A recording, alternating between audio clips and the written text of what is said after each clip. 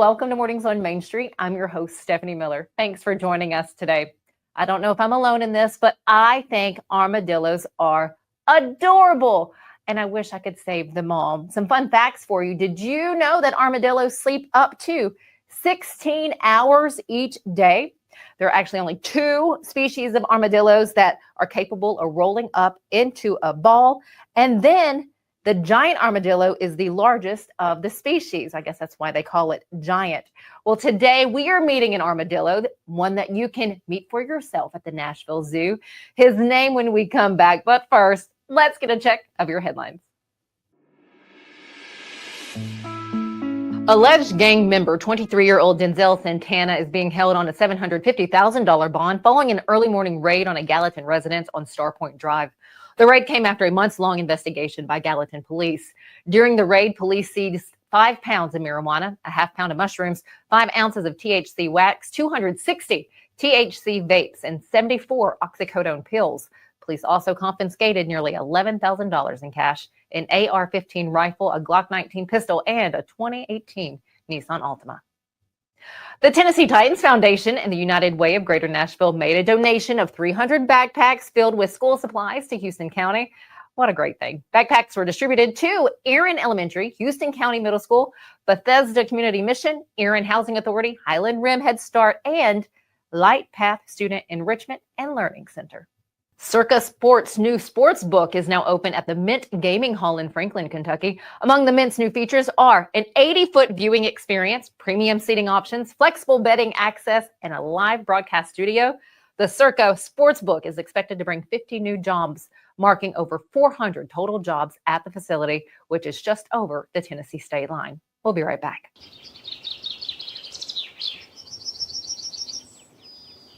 Deep in a forest at Nashville Zoo, new creatures here for you to view. Phantoms graced in black and white swing high in trees of dappled light. In rocky crags, tall and steep, small antelopes with nimble feet. A wise old man with beard of white, a sentry perched on stony height. Amidst it all, a hunter lies, with coat of gold and steely eyes. A new adventure just for you. Leopard Forest at Nashville Zoo. Open now. Welcome back. The next little guy you can meet for yourself at the Nashville Zoo. Jim Bartoo and Devon O'Day introduce us to Walter, the screaming, hairy armadillo.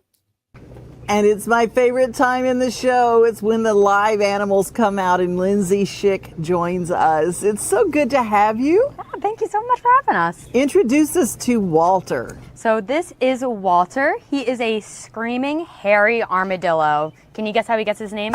Does he really scream? He does really scream. So if he is picked up or jostled or is scared, he'll let out a shriek. And that kind of deters predators from they get a little startled, and then he's able to scoot away. Has he done that with you all when you've picked him up before? Has he screamed at all? He has not. He's been pretty docile and pretty good about being handled. But we have had one of our females. She screams sometimes. So what does it sound like? Can you give me a little? Yeah. Are you sure? Yeah. Are you positive? Mm-hmm. Okay. Yep. He's a little. That's pretty loud. It is very loud. Wow. It's a screech. And that just kind of shocks the predator into dropping Yeah, him. they'd be like, oh no, Whoa, and then it what gives is them a that? chance to run away. Okay, cool. Hey. That's fantastic.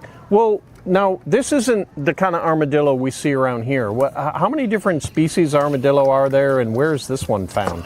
That is a great question. I believe there are 7 different species of armadillo. This one is found in Central America.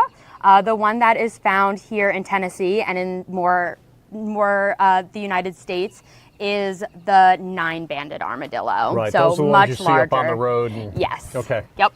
These guys, originally from Texas, deserty more areas, but with climate change, they've found it more suitable to be up in Tennessee most of the year. They've migrated. They've migrated, Yeah, yes. that's cool. Isn't that something? Yeah. I mean, and that's what people like. You know, the term back in Louisiana we used to call is people would cut possum on the half shell. Yeah. You know.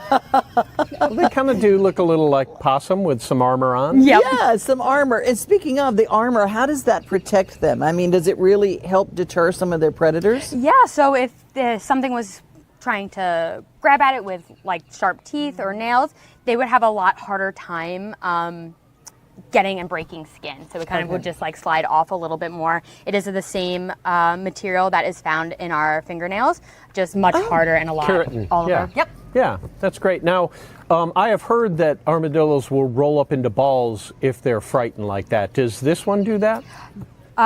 No. So they have that armor to protect most of their body, but there's only one species of armadillo that can completely turn into a ball, and that is the three-banded armadillo. Gotcha. And I believe it's the national animal of Brazil. Oh, wow. Okay. All But right, they were fantastic. definitely the mascot of the World Cup when it was hosted in Brazil. Now, He you're likes scratching his back. Can he feel that? Yeah, he can feel that. Like, it's basically like if you feel your nail, you could kind of feel that. He has nerves on the end of that, so he can feel. This is. Did you see him? He had the happy smile. I know. He He did that. just Like, he "Ooh, automatically that was just like, nice." oh, I'm going to hang out here for a while. This is Yeah. like getting a nice massage. This is a little distracting, so he doesn't get too wily here. I getcha. All right. So you're pulling out a little bit of worms and you're hiding it under some of this. This looks like shredded cardboard. Is that what you have for them? Yeah, it's cardboard chips is what we use kind of as a Medium? substrate for a lot of our animals, especially when we have them out on program and things like that. It's actually recycled.